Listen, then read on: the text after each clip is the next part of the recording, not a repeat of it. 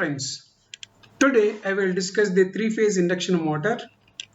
In this case, we discuss what is the necessity of the three-phase induction motor, then types of three-phase induction motors, construction of the three-phase induction motor, then applications of the three-phase induction motors. These are the four components which will be discussed in this video. So what is the necessity of this topic? One of the reason is the number of questions or the number of marks that comes from the machines is ranging from 12 to 15 marks. Similarly, in the other competitive examinations also, the three-phase induction motor has a lot of importance. What is this three-phase induction motor? It is a self-starting three-phase induction motor, so it does not need anything for the rotor to start. So three-phase supply is enough for this three-phase induction motor to operate, and the maintenance cost is also very less, and it is also called the rotating transformer because it's equivalent circuit. Everything is similar to the transformer. Only thing is here the rotor will rotate because of the air gap between the stator and the rotor, and it gives the mechanical output. It takes the electrical input and gives the mechanical output, and this is normally used whenever there is a heavy load to be operated. And in this case, what are the types of supply that we discuss here? Similarly, what are the poles that are present in general, visible and invisible? And three-phase induction motor was first invented by the Nikola Tesla, who is also invented the AC power distribution. Suppose we have the DC supply like this. So DC supply means it has the constant value like this, or it may be a rectified sine wave, which is also a DC, but its value changes with time like this. And this is the DC motor, where you find the fixed poles, means visible poles. This is north pole and this is south pole, and here is armature. Armature is nothing but the bundle of conductors placed between the poles. When the DC supply is given, then this conductor or armature will rotate. But when the load to be met is very high and the supply available is not DC, in that case it is necessary to move to the AC motors, especially three-phase induction motor. So in the AC supplies, there are two types of supplies. One is called a single-phase AC supply, the other is called a three-phase AC supply.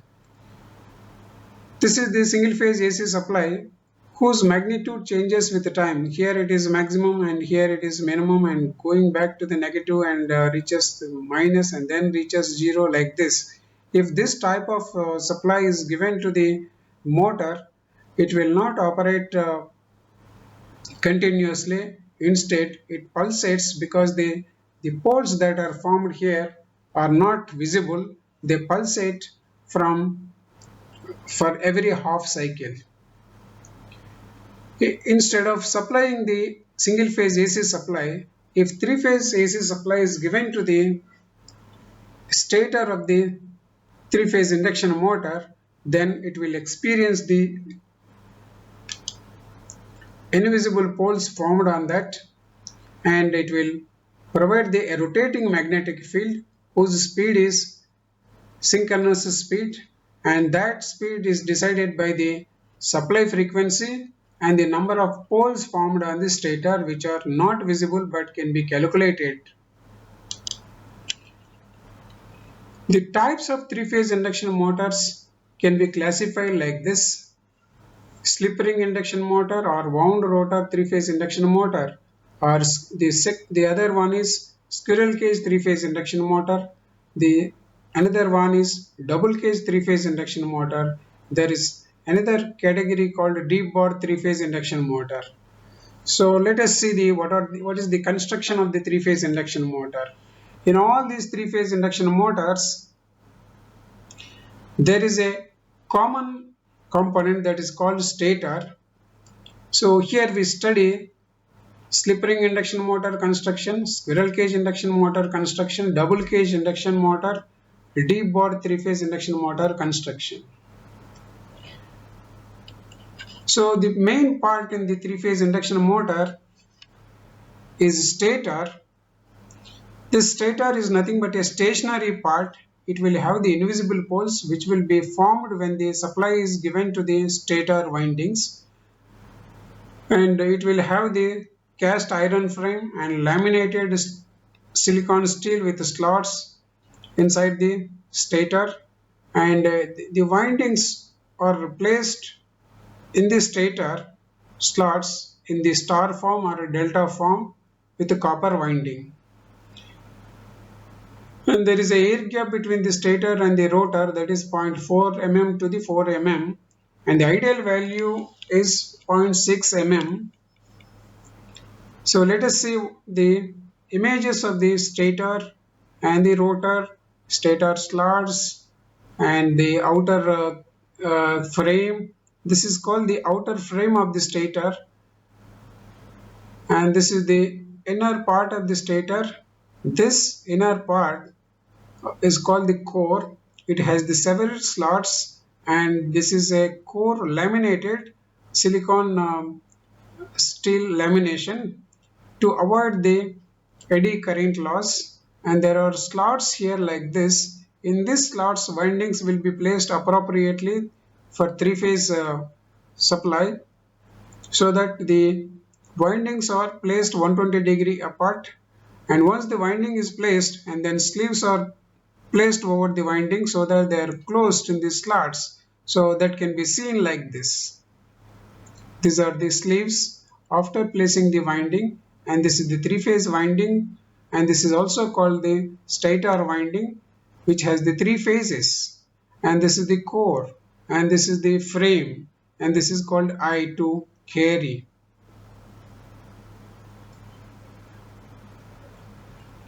If the AC supply is given to this stator winding, there is a rotating magnetic field inside this, and that rotating magnetic field is formed due to the invisible poles formed by the stator winding. Suppose we have the slip-ring induction motor like this. This is the stator, and which will be connected in star or delta. In this case, it is connected in delta. And whereas the rotor winding in slip-ring induction motor will be normally star connected like this, and it will have the shaft here and here, and the from this brushes are there. From the brushes, the a rheostat is connected like this, and this is a variable rheostat. Once the three-phase AC supply is given to the stator, this is called stator, then this produces a magnetic field. That magnetic field speed is written by synchronous speed, and it can be calculated like this: 120 F by P, and this number of P is the number of poles, and this number of poles is decided by the pattern of winding that we place on the stator. So the winding can be placed for forming the 4-pole, 8-pole, 12-pole, that depending on the type of motor. If it is a slip-ring induction motor, the winding is wound for 4-pole or 8-pole or 12-pole. Suppose the induction motor is squirrel cage type. In that case, the winding wound on the stator is for 2-pole or 4-pole or 6-pole. Once the number of poles are known, then the synchronous speed or the rotating magnetic field speed can be calculated using the formula, that is 120 F into F divided by P, where here F is nothing but supply frequency. It is normally 50 Hz. So once we know the frequency and the number of poles for which the winding is wound on the stator, then the synchronous speed or the magnetic field speed can be calculated. And this is not the real speed of the rotor, it is the speed of the magnetic field. When the stator and rotor are placed in the motor, it looks like this. This is the shaft, and this whole part is nothing but a rotor, and this rotor has the windings like this, and this is the nothing but the stator, and it is producing a rotating magnetic field like this, and this is the rotor. Because of this magnetic field, the rotor will rotate, and the gap between this stator and this rotor is very small, that is normally 0.6 mm. So that small distance is maintained to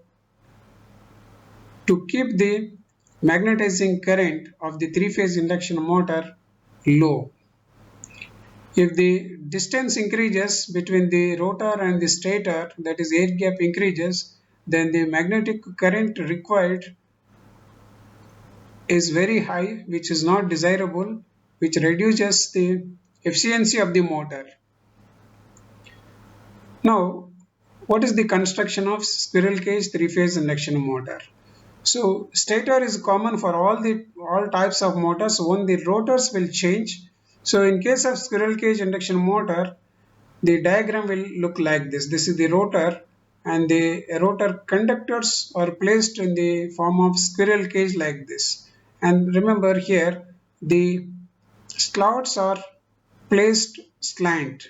It's not a parallel, not straight. They have some slant. This is mainly to avoid what is called cogging. Cogging means stopping of the rotor operation. And if we take out the rotor conductors, it appears like this squirrel cage like this. These are nothing but the bars, copper bars, and this is the end ring. This end ring is nothing but a short low resistance ring. So that may be normally copper or the aluminum strip. Means all these bars, all copper conductors on the rotor are short circuited with a ring. That metal may be aluminum or copper.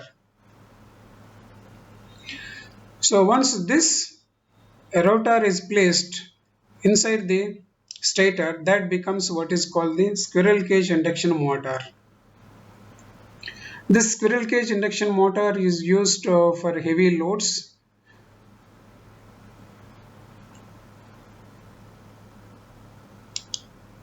Similarly, Slipring induction motor construction is like this. Here also stator is same for all the motors. In the case of Slipring induction motor, the winding on the rotor is normally connected in the star form, and those are brought out like this, and they are placed on the slip rings via brushes like this. These brushes will be connected to the external rheostat, three-phase rheostat. So using that rheostat value, the starting torque of the Slipring induction motor can be increased. In other words, torque can be controlled in case of Slipring induction motor. This is the rotor core. Again, this rotor core is also laminated silicon steel to reduce the eddy current losses. And this is also just similar to the stator, and it will have the laminated core, and in that there are slots. In the slots, the winding is placed in the form of star, and those star form are connected to these slip rings, and from the slip rings brushes are placed, and from brushes the three-phase rheostat will be connected, and this will be placed inside the stator to work like a slip ring induction motor. Similarly, there is another type of three-phase induction motor called double cage three-phase induction motor. So in this case, there are two cages. One is called upper cage, the other is called the lower cage, or outer cage or inner cage. Inner cage conductors have the large area, whereas the outer cage conductors have the small area. So outer cage conductors provide the high resistance, negligible leakage reactance, whereas the inner cage conductors will provide the low resistance but high leakage reactance. Once this is placed inside the stator, then that is called double cage three-phase induction motor. Similarly, there is another type of three-phase induction motor called deep bore three-phase induction motor. So this rotor will have the several elements like this: element A, element B, element C, means middle one, upper one and lower one. So they have the flux linking with the different parts in a different intensity. So once this is placed inside the stator, then it is called the deep bore induction motor. If the real diagram is seen of the rotor, deep bore rotor, it will be like this. These are the bars. Here, here, here. Similarly here also. This is as usual, it is a stator, and between this and this is the air gap. It's normally 0.6 mm. And the equivalent circuit can be written like this. End ring, and there are several elements, top element, bottom element. Each element will have the resistance and its own inductance depending upon the leakage flux linking with the conductor or that part. The applications of these three-phase induction motors are several. So they are used these days in the electric vehicles, lifts, cranes, hoists, large exhaust fans, lathe machines, crushers, oil extracting mills, textiles. So like this, there are n number of applications of three-phase induction motors. These three-phase induction motors are responsible for the industrial revolution. Let me conclude once again. So we have seen what is the necessity of the three-phase induction motors, then what are the types of three-phase induction motors, then what is the construction of the three-phase induction motor, and we have seen what are the types of the three-phase induction motor constructions, and similarly we have seen how the stator is constructed and how the rotor is constructed, and applications also observed.